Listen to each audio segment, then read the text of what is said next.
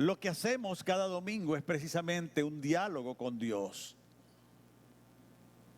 Dios nos habla por su palabra y nosotros le hablamos en la adoración. Y mantenemos con el Señor ese diálogo provechoso que nos edifica, que nos alienta el estar en la presencia del Señor. Hay entre nosotros, los seres humanos, algo que llamamos sentidos.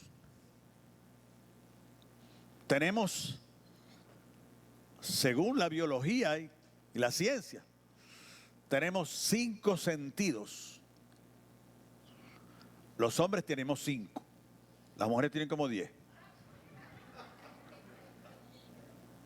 No se rían, que es verdad. Padre, gracias. Gracias, Señor, por este tiempo en tu presencia. Gracias, Padre, por tu palabra, porque ella es viva y es eficaz y penetra hasta lo más profundo de nuestro ser para traer tu mensaje a nuestro corazón, a nuestros pensamientos. Haz que ella, Señor, haga brotar en nosotros el carácter de Cristo y que nuestras palabras, nuestras actitudes, nuestra conducta se reflejen por nuestros sentidos para manifestar el carácter tuyo, Señor, tu bondad, tu justicia, tu verdad, tu gracia, tu santidad, Señor. Bendícenos con tu palabra en esta mañana, en el nombre de Jesús. Amén. Mis amados hermanos, como ya les decía, bueno, las mujeres nos llevan una ventaja, ¿no?, importante. Como dice el dicho por allí, ¿no? Cuando ya los hombres vamos con la fruta, ellas hace rato que vienen con la mermelada. Más de uno se ha beneficiado, digo, más de un hombre, más de un esposo, más de un hermano, se ha beneficiado con ese sexto, séptimo, octavo, noveno, décimo sentido que tienen las damas. La mujer tiene un olfato para percibir las cosas cuando no están bien y aún cuando están bien las cosas. Pero lo cierto es que vamos a poner que tenemos 5 sentidos. No vamos a darles ventaja en esta mañana. Tenemos 5 sentidos. Y la pregunta es, ¿cómo administramos nosotros esos 5 sentidos? ¿Cómo administramos nosotros esos 5 sentidos? ¿Cuáles son los sentidos? Bueno, ahí tenemos, de izquierda a derecha, tenemos la vista, tenemos el gusto, tenemos el oído, tenemos el tacto y también tenemos el olfato. Nosotros percibimos el mundo exterior a través de esos 5 sentidos. Los ojos se dicen que son las ventanas del alma. Podemos ver los colores, las formas. Podemos ver los árboles, el cielo, podemos ver a las personas. Podemos visualizar. Por el gusto podemos saber si algo es dulce, es amargo, está salado. Por el oído podemos escuchar, unos más que otros. Pero podemos escuchar, podemos oír los sonidos, diferenciarlos cuando alguien grita, cuando alguien nos dice una tonalidad suave, cuando alguien nos habla algo importante. Entonces los oídos son capaces de captar ese mensaje y llevarlo a nuestro cerebro. Pero también está el tacto, donde podemos palpar con nuestra piel la rugosidad de una superficie, la dureza de algo, la suavidad, lo áspero. Y con eso podemos hacerlo con nuestro tacto. Y con nuestro olfato podemos decir, qué rico, desde que entré en la puerta percibo un olor sabroso de la comida que se está preparando. Podemos percibir los olores, es decir, la realidad de nuestro entorno, podemos percibirla a través de nuestro contacto, de nuestros sentidos, perdón. De tal manera que los sentidos Dios nos ha puesto bajo nuestra administración para que podamos percibir todo ese mundo que Él hizo para nosotros, lo podamos percibir a través de nuestros sentidos. Sin embargo, podemos hacer un uso correcto de ellos o podemos hacer un uso incorrecto de ellos.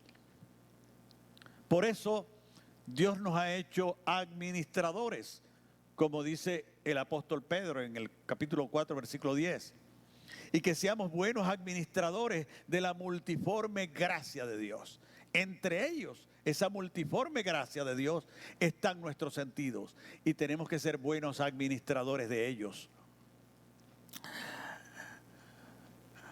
Precisamente los iniciamos con los ojos. Como ya lo hemos dicho, los ojos son esas ventanas del alma.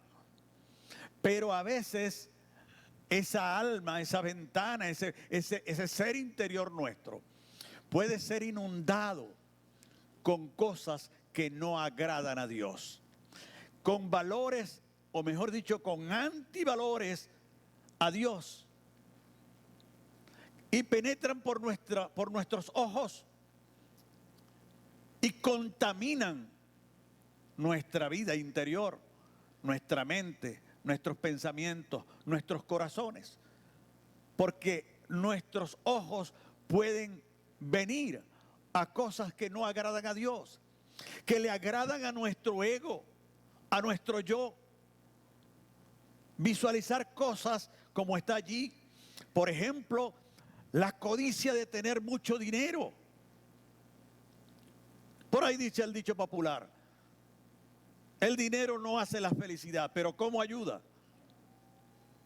Y la gente ve en el dinero el poderse asir de bienes materiales, de bienestar, de confort, de comprar propiedades, un buen carro último modelo, una buena casa, poder viajar. Es decir, el dinero. Y entonces se despierta en el ser humano la codicia y la avaricia. Y cuando yo veo que alguien se ha beneficiado con alguna, por ejemplo, que se ganó la lotería de Miami y son $3 millones, entonces se despierta en nosotros esa envidia, esa avaricia, esa codicia. ¡Wow! Me hubiese yo ganado esos $3 millones. Pero también cuando en el ser humano hay el deseo de estar con otra persona que no es mi esposa o mi esposo, y veo a alguien que es sensualmente atractivo y se despierta el morbo en el ser humano, precisamente porque ese morbo está allí en nuestro ego, en nuestro yo. Y cuando nuestros ojos visualizan algo que sensualmente es atractivo, se despierta esa sensualidad, esa laxivia, ese morbo, y eso contamina nuestra vida delante de Dios. Por eso los ojos pueden contaminar nuestra vida. Por supuesto que los ojos no se mueven solos. Los ojos se mueven y hacen lo que nuestro cerebro, nuestra mente, nuestro pensamiento y nuestros corazones le dicen que hagan y perciben. Y le dice nuestra mente: ya va, quédate allí, enfoca bien, enfoca mejor. Porque esa muchacha que va pasando es demasiado bella, es demasiado atractiva. Y pasamos de una mera admiración a un poco más allá, como la laxivia, o el dinero, la codicia, la avaricia. Y eso nos aleja de Dios. Dice la Escritura, Jesús: por tanto, si tu ojo derecho te es ocasión de caer, sácalo y échalo de ti. Pues mejor te es que se pierda uno de tus miembros y no que todo el cuerpo sea echado en el infierno. Dice también la Escritura: la lámpara del cuerpo es el ojo. Y así que si tu ojo es bueno, todo tu cuerpo estará lleno de luz. Pero si tu ojo es maligno, todo tu cuerpo estará en tinieblas. Y también dice, porque todo lo que hay en el mundo, los deseos de la carne, los deseos de los ojos, la vanagloria de la vida, no provienen del Padre, sino del mundo. Entonces del mundo viene un atractivo, una tentación. Y ese atractivo, esa amenaza, ese peligro que irrumpe sobre el creyente, se presenta ante nuestros ojos. Satanás lo hizo con Jesús. Le mostró todos los reinos del mundo. ¿Y Jesús era ciego? No, Jesús no era ciego. Jesús vio todos esos reinos. Y lo que quería Satanás era despertar en Jesús esa codicia humana. Pero él no sabía que lo que el autor de los Hebreos dijo era extremadamente cierto. Que Jesús fue tentado en todo como uno de nosotros, pero sin pecado. Entonces nosotros tenemos allí que los ojos son esa fuente, pueden ser esa fuente de contaminación de nuestra vida espiritual, de nuestra santidad. Pueden afectar nuestra vida y nuestra comunión con Dios. En la siguiente lámina podemos tener ojos acusadores. Una de las cosas más fáciles del ser humano es mirar los defectos de los demás. Lo más fácil del mundo es ver lo malo que hay en los demás. Y señalamos con unos ojos que acusan. Ciertamente, cuando nosotros examinamos la gran variedad de miradas que pueden haber, nos paseamos por una gran cantidad de miradas. Pueden haber miradas dulces, miradas tiernas, miradas de odio, miradas de amargura, miradas de condenación, de juicio. Los ojos adquieren diversas formas para mirar. Una de ellas es acusar. Y quitamos de nuestra mirada esa amabilidad, la cordialidad y la fraternidad para impregnar nuestros ojos de juicio, de condenación sobre las personas. De manera que también hay ojos acusadores. Y dice la Escritura precisamente allí, ¿y por qué miras la paja que está en el ojo de tu hermano y no echas de ver la viga que está en tu propio ojo? ¿Y cómo dirás a tu hermano, déjame sacar la paja de tu ojo y he aquí la viga en tu propio ojo? Hipócrita, saca primero la viga de tu propio ojo y entonces verás bien para sacar la paja del ojo de tu hermano. Como podemos ver, Jesús tomó el globo ocular, el ojo, para dar esta gran enseñanza.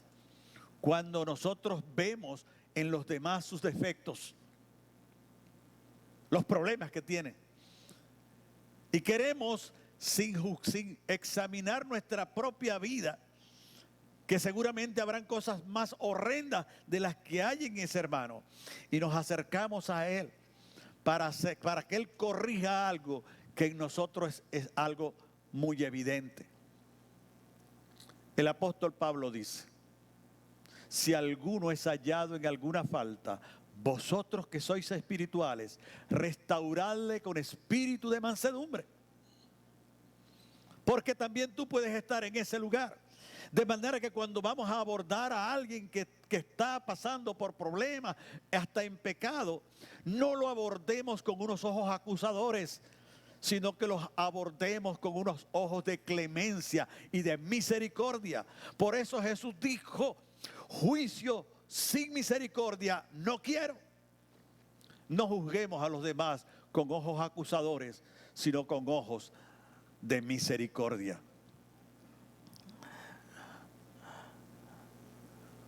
Pero los ojos no solamente están para lo malo, ¿verdad? Para la codicia, para la laxivia, para la avaricia, para el juicio condenatorio, para mirar mal a alguien. ¿Recuerdan ustedes aquella frase? Ya casi no se usa. Le echaron mal de ojo. El ojo era algo para hacer mal, hacer daño. Pero también los ojos están puestos para cosas extremadamente buenas que glorifican el nombre del Señor. Y es tener ojos misioneros. Tener ojos misioneros. Hoy en día la población mundial alcanza los 7.500 millones de personas. Y Jesús nos dijo claramente, id y haced discípulos a todas las naciones.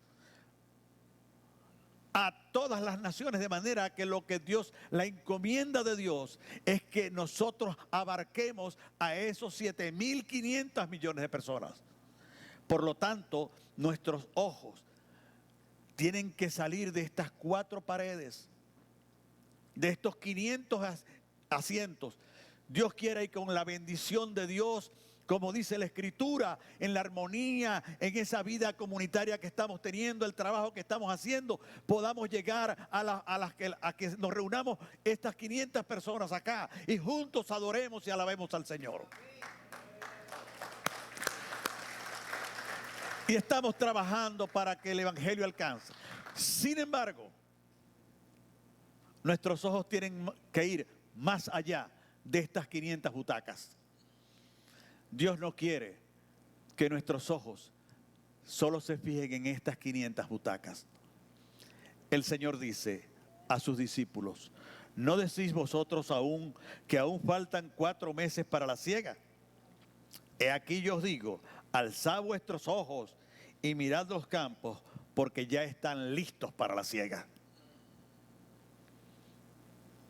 Allí está la gente, allí están las personas. Y Dios nos ha encomendado una tarea. Y la asumimos con entusiasmo, la asumimos con energía, la asumimos y decimos, Señor, vamos en tu nombre.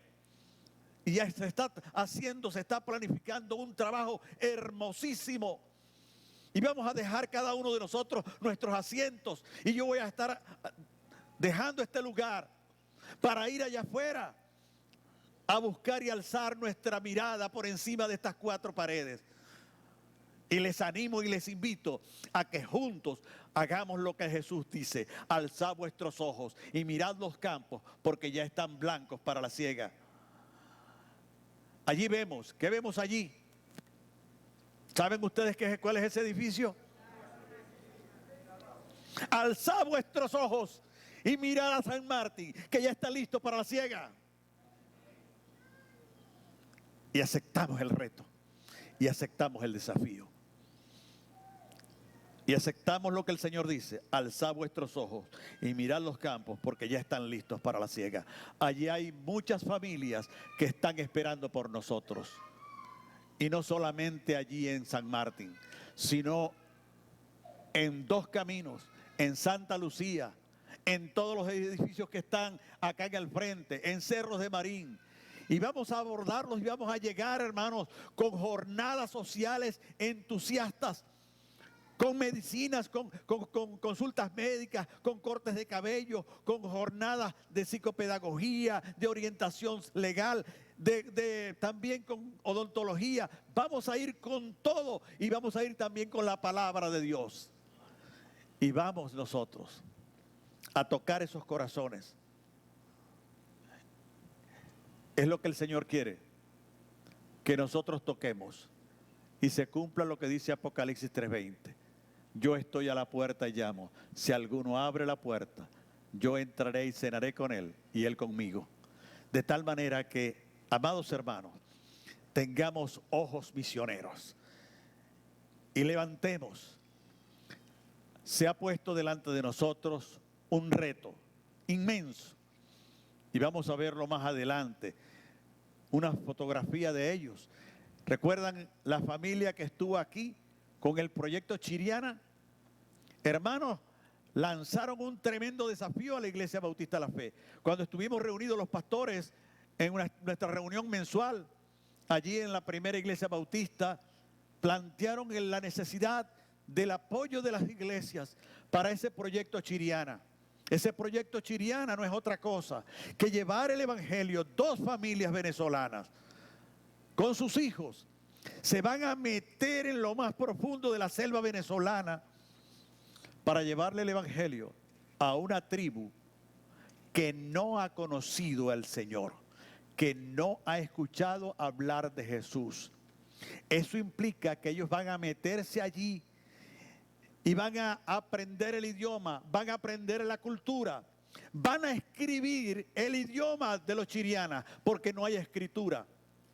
Y ellos van a aprender fonéticamente, audiblemente, y después van a ponerlo en papel, y luego van entonces a poner la escritura, la palabra de Dios traducida hacia ellos.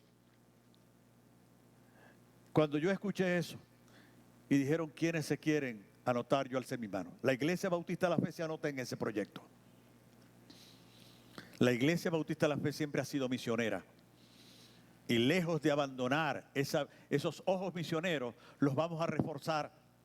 Nuestra hermana Nora desde España hoy nos escribe y vamos a ver más adelante una lámina de lo que ella nos está pidiendo. Y nuestro hermano Ever nos va a pasar acá adelante para tener eso acá.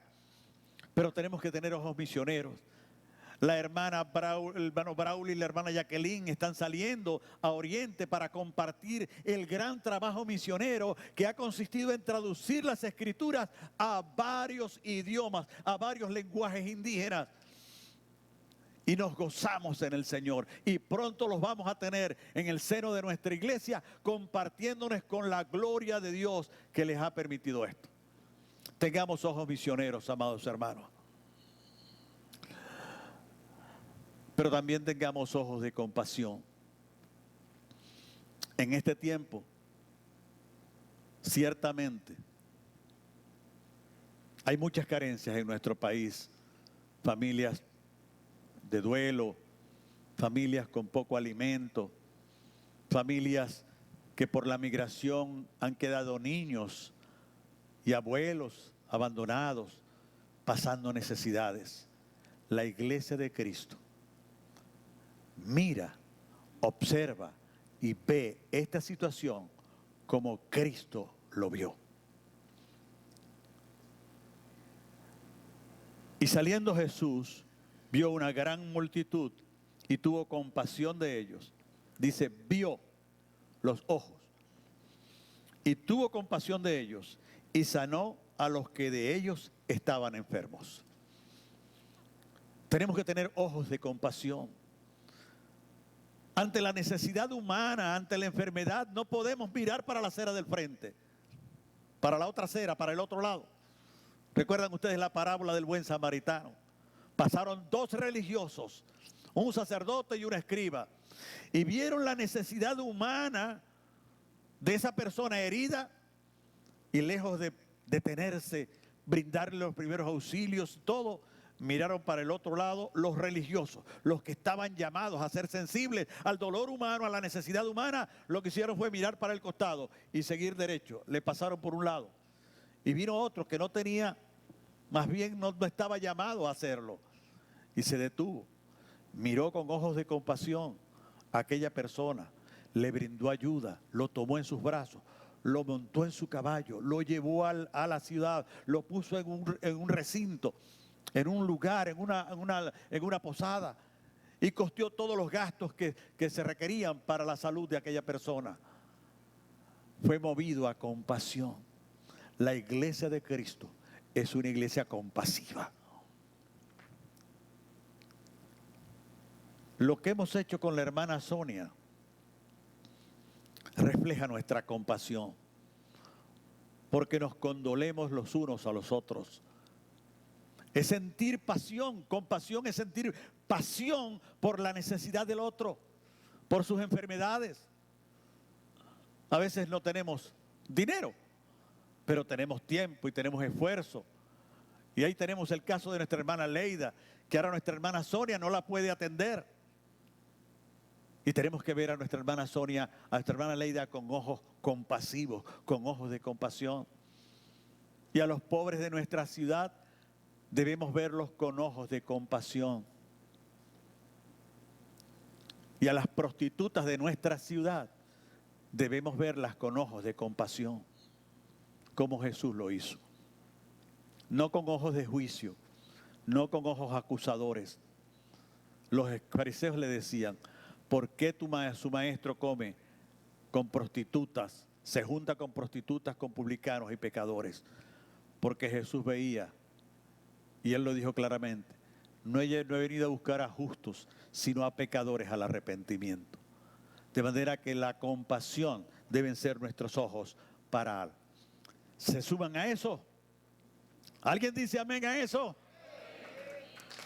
Desarrollemos ojos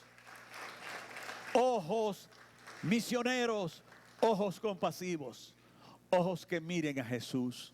Por eso el canto que cantaron, yo me gocé allí un mundo. ¿Por qué? ¿Qué decía? Puesto los ojos, la lectura que hizo nuestro hermano Eric aquí, puesto los ojos no en el pastor, no en algún hermano. A veces vamos a la iglesia y ponemos nuestra mirada en los seres humanos, en nuestros hermanos cristianos o visitantes. Y cuando eso hacemos, estamos equivocando lo que debemos hacer. Porque todos los que estamos en este recinto somos seres imperfectos, sujetos a equivocarnos, a cometer errores. Y cuando cometemos errores, no somos seres que no pecamos. Cuando cometemos pecado y los errores, otra persona puede estar mirando y se decepciona de lo que hemos hecho. El ser humano va a provocar desilusión. Nos decepcionan y decepcionamos. Nos desilusionan y desilusionamos. Porque cuando alguien ve un acto con sus ojos que está haciendo un hermano o una persona, entonces se decepciona, se desilusiona y puede incurrir inclusive abandonar o mermar su entusiasmo por Jesucristo. Pero el Señor dice, el autor de Hebreos dice, que nuestros ojos no deben estar mirando a los seres humanos. Porque si miramos a los seres humanos, nos decepcionaremos, nos desilusionaremos. Pero cuando miramos a Jesús, Él nunca nos va a desilusionar, Él nunca nos va a decepcionar. Él siempre va a brindarnos un modelo a seguir. Como le dijeron a aquella multitud, cuando Jesús les enseñó, ¿y qué fue que ellos le dijeron? Y nos enseña como quien tiene autoridad y no como los escribas. ¿Qué significaba aquello de tener autoridad? Significaba que lo que Él decía y lo que Él hacía iba por el mismo lugar. Sus palabras eran corroboradas por su conducta, por sus actitudes. No había discrepancia, no había contradicción entre lo que Él enseñaba y lo que Él hacía. Iban las dos cosas juntas. Eso se llama integridad. Y por eso la gente vio en Jesús el perfecto líder para seguir. Un líder de servicio, y eso le atrajo a la gente. Por lo tanto, dice la Escritura, puesto los ojos en Jesús, el autor y consumador de la fe, el cual por el gozo puesto delante de Él, sufrió la cruz, menospreciando el oprobio, y se sentó a la diestra del trono de Dios. Seguir a Jesús significa seguir su enseñanza, hermanos. Seguir a Jesús significa ir al Sermón del Monte y ver el desafío que Jesús quiere, los principios y valores del reino que Jesús quiere ver en mí. Quiere ver gracia, quiere ver verdad, quiere ver santidad, quiere ver justicia, quiere ver misericordia, quiere ver solidaridad. Esos valores están allí en los evangelios y debemos recurrir. Queremos seguir a Jesús, queremos poner nuestros ojos en Jesús. Pongamos nuestros ojos en los evangelios y vayamos a Él y saquemos de allí lo que Jesús quiere ver en nosotros. De esa manera estaremos viendo. Pero tenemos también otro sentido, ¿verdad? Y es la lengua. ¿Se ríen? ¿Eso que está ahí es verdad o es mentira? A veces es verdad. A veces con nuestra lengua podemos decir obscenidades, chisme, murmuración, ofensa, desacreditar a alguien, descalificarlo, mentir. destruir, criticar, murmurar. Y a veces la lengua se convierte, en vez de ser un órgano de bendición, de bendecir, puede convertirse en un órgano de destrucción, de descalificar, desacreditar a alguien. Es decir, puede tener por función destruir a alguien. Y la lengua, Santiago es, el apóstol Santiago es un especialista. Dice Santiago, la lengua religiosa. Si alguno se cree religioso entre vosotros y no refrena su lengua, sino que engaña su corazón, la religión de tal es vana. Fíjense que él pone una relación muy estrecha, Santiago, entre mis palabras y mi conducta religiosa. Algunos la separan. Algunos creyendo, pretendiendo ser cristianos, tienen un lenguaje desaforado de crítica, de veneno, de todo aquello, de mentir, de obscenidades, de vulgaridades, de todo ello, pero a la par de eso tienen una vida religiosa. Y Santiago dice, la religión de tal es hueca, vana y vacía y no sirve. Y él sigue diciendo, así que la lengua es un miembro pequeño, pero se jacta de grandes cosas. He aquí cuán grande bosque encende un pequeño fuego. Pero ningún hombre puede domar la lengua, que es un mal que no puede ser refrenado, lleno de veneno mortal. Y en esta imagen siguiente vemos también algo que también suele ocurrir. La lengua, dice, es un fuego, un mundo de maldad. La lengua está puesta entre nuestros miembros y contamina todo el cuerpo, así como los ojos, ¿verdad? Con lo que vemos puede contaminar, pero también con la lengua puede contaminarse nuestra propia vida, nuestro propio ser. E inflama la rueda de la creación y ella misma es inflamada por el infierno. Y a veces no les ha pasado a ustedes, y quien no le haya pasado puede levantar su mano. El que le haya pasado, no la levante.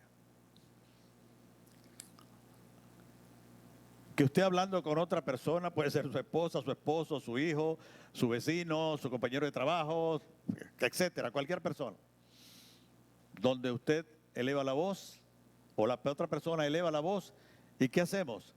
A nosotros también, los decibeles para arriba. Y esa persona eleva por un poquito más, y nosotros en vez de bajar decibeles, ¿qué hacemos? Para arriba.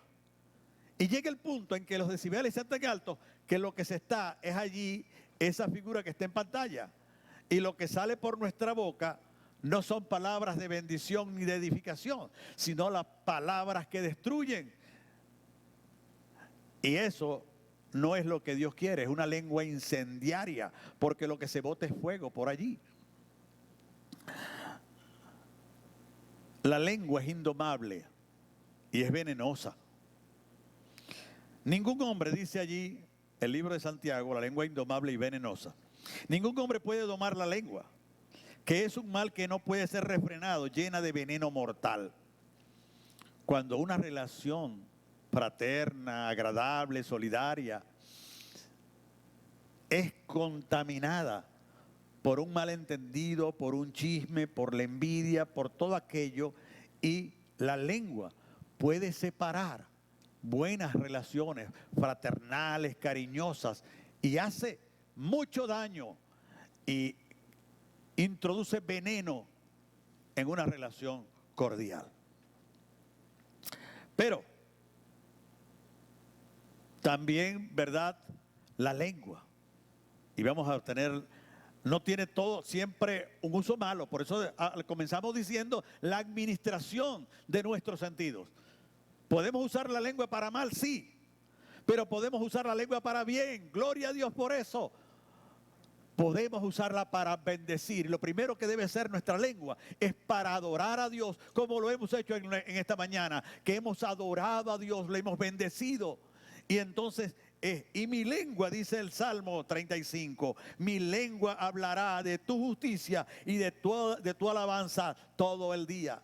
De tal manera que con nuestra lengua podemos usarla para bendecir a Dios, para aclamarle, para adorarle, para decirle: tú eres excelso sobre todos los dioses, tú eres el Señor de mi vida, y canto a ti cantos alegres de alabanza, y mi boca despliega todo un interior de adoración al Señor. Y ese uso de la lengua puede ser para bendecir a Dios y para bendecir también a nuestros hermanos. La lengua sabia y justa es la que tenemos allí. La boca del justo hablará justicia y su lengua, habla sabiduría y su lengua habla justicia. Cuando compartimos la palabra de Dios, Dios usa ese pequeño órgano para edificar, para construir, para amar, para expresar cosas bonitas, cosas bellas que podemos compartir con otra persona, sobre todo las buenas nuevas de salvación en el Evangelio de Jesús. Y tenemos esa lengua sabia y justa. Tenemos que ser buenos administradores de esa multiforme gracia de Dios. Y también tenemos la lengua maestra y evangelizadora. Lo que tenemos allá atrás, lo que están haciendo con nuestros niños allá atrás, nuestros maestros que están volcando toda su creatividad, toda su excelencia, todo su entusiasmo, su pasión por enseñarle a Jesucristo a esos niños, esa es una lengua maestra y evangelizadora. Dios quiere que nuestra lengua, con residencia en San Martín, sea una lengua evangelizadora. ¿Están de acuerdo? Sea una lengua maestra, evangelizadora. Que nuestra lengua en nuestro hogar, con nuestra familia, con nuestra esposa, con nuestros hijos, sea una lengua para edificarlos, no para destruirlos. A veces alguien puede decirle a un hijo: pero tú no sirves para nada. Ese es un uso incorrecto de la lengua. Hijo, tú eres excelente. Tú puedes hacer eso. Estoy tan orgulloso de ti. Qué bueno, qué gran bendición me dio Dios con tenerte como hijo. Cuando damos a nuestros hijos, a nuestra esposa, a nuestro esposo, ese uso de la lengua, palabras de reafirmación, palabras de edificación, palabras de bendición. Hermanos, Dios va a usar nuestra lengua para bendecir a aquellos que nos oyen y nos escuchan. Hablará mi lengua tus dichos, porque todos tus mandamientos son justicia. Y bueno, pasamos a otro. Vimos la vista y vimos también la lengua, pero también están nuestros oídos. Por el oído nosotros percibimos y podemos nosotros prestarle a nuestros oídos a cualquiera. Tenemos que ser selectivos. ¿A quién le vamos a prestar nuestros oídos? Porque muchas personas vienen con querer que nosotros seamos receptores del veneno de ellos. Y el veneno de ellos llega hasta donde nosotros se lo permitamos, con nuestros oídos. Nosotros podemos darle un parado a un chisme o a una murmuración, cuando nosotros no dejamos que lo que alguien viene a decirnos mal de otro, lo escuchemos. Yo recuerdo que mi profesor de exégesis en el seminario, el hermano Robert Hanna, un gringo, pero a carta cabal, cuando hablamos de estas cosas, él me decía: cuando alguien me viene a hablar de otra persona, yo le digo: ya va, lo que me vas a decir, ¿va a ayudar a esa persona? Si la vamos a ayudar con lo que tú me vas a decir, yo te voy a escuchar. Pero si lo que me vas a decir es que solamente hablar mal de esa persona, yo prefiero no escucharlo. Los oídos nuestros deben ser selectivos para escuchar bendiciones de Dios, no chismes ni murmuraciones. Tenemos entonces, y dice: y apartarán de la verdad del oído y se volverán a las fábulas. Porque precisamente a veces le prestamos nuestros oídos a quien no debemos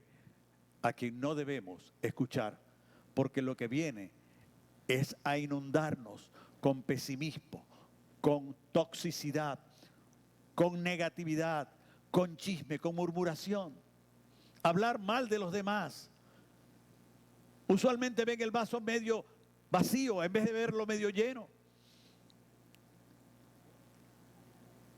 Si usted ve a algún hermano con problemas, acérquese a otro, pero no le diga, ¿viste a fulanito lo que hizo?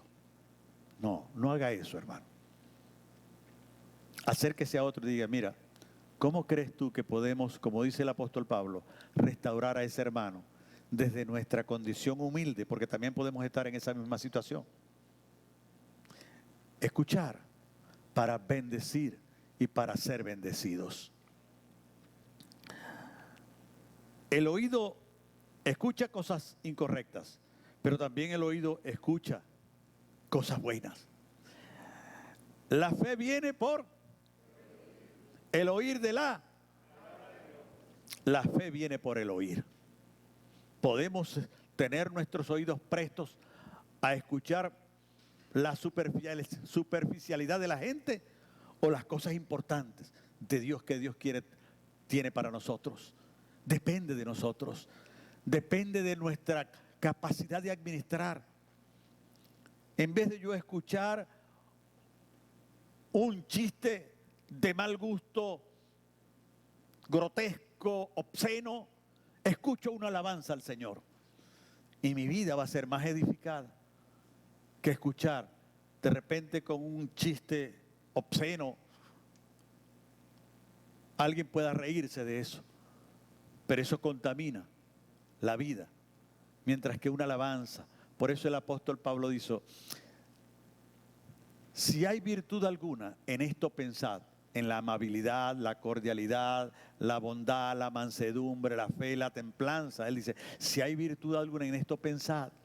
Por lo tanto, las conversaciones nuestras deben ser conversaciones que nos edifiquen, que nos hagan crecer, no que nos destruyan. Por eso nuestros oídos deben estar prestos a escuchar bendiciones de Dios y que nuestras lenguas sean canales y fuentes de bendición.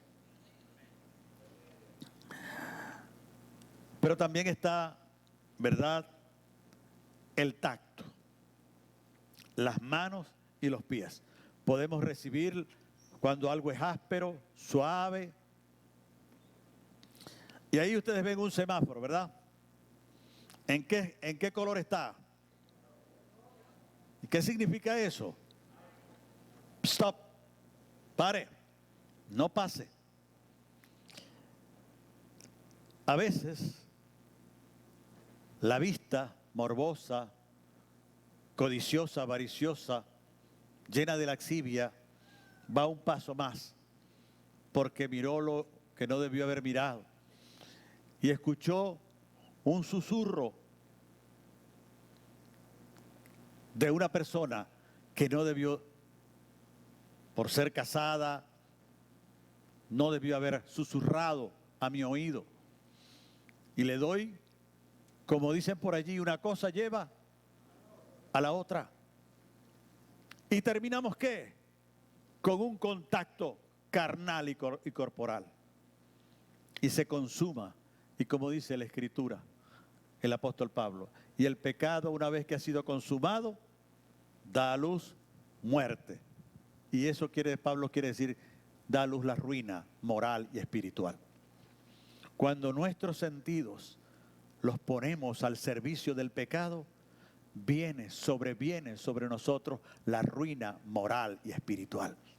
Pero cuando nuestros sentidos los ponemos al servicio del Jesús, los ponemos al servicio de Dios, los ponemos al servicio de la bendición de los hermanos, viene una bendición del Señor.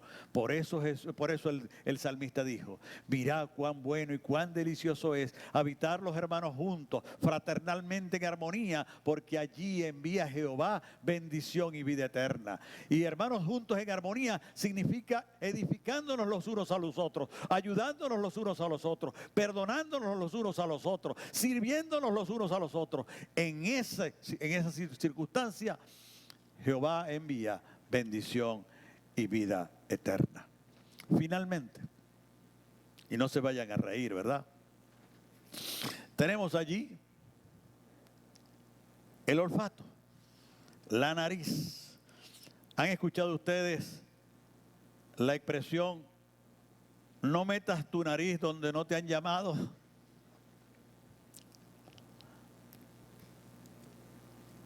Podemos olfatear el olor de una buena comida, percibir un olor agradable, pero también tenemos que tener una facultad para olfatear y percibir algo que no me conviene a mi vida.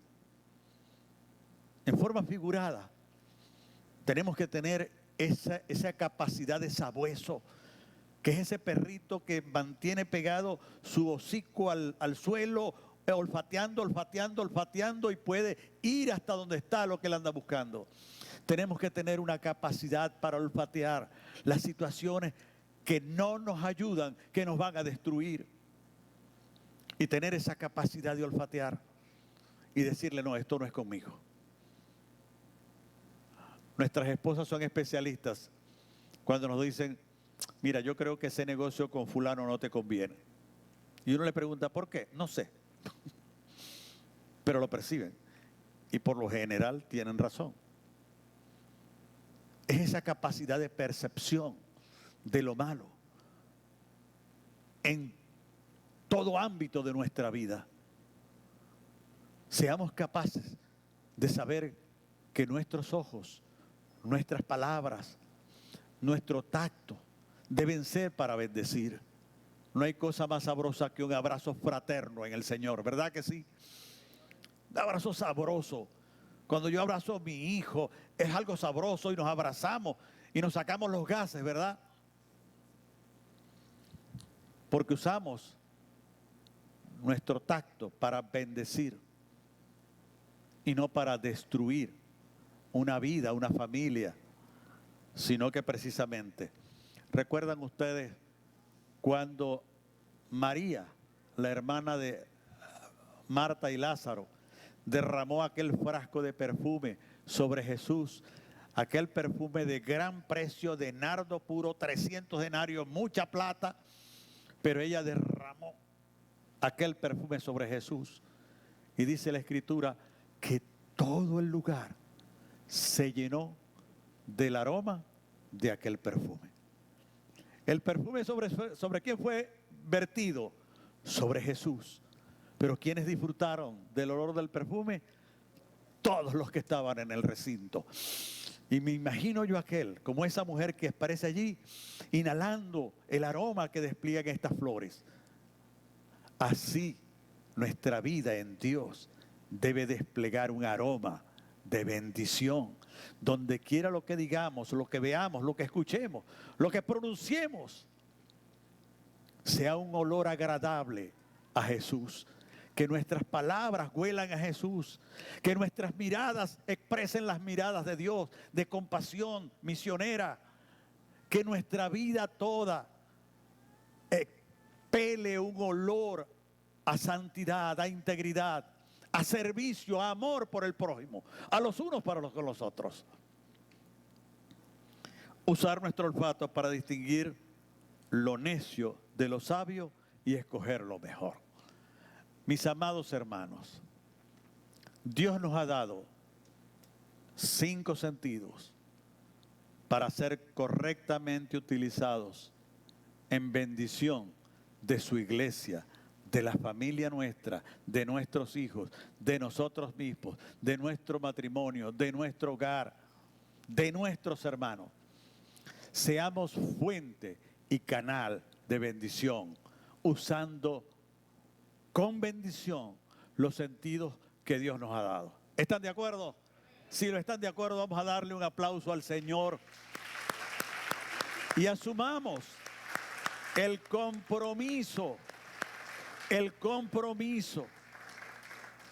de usar mis ojos, mis labios, mi tacto, mis oídos para bendición.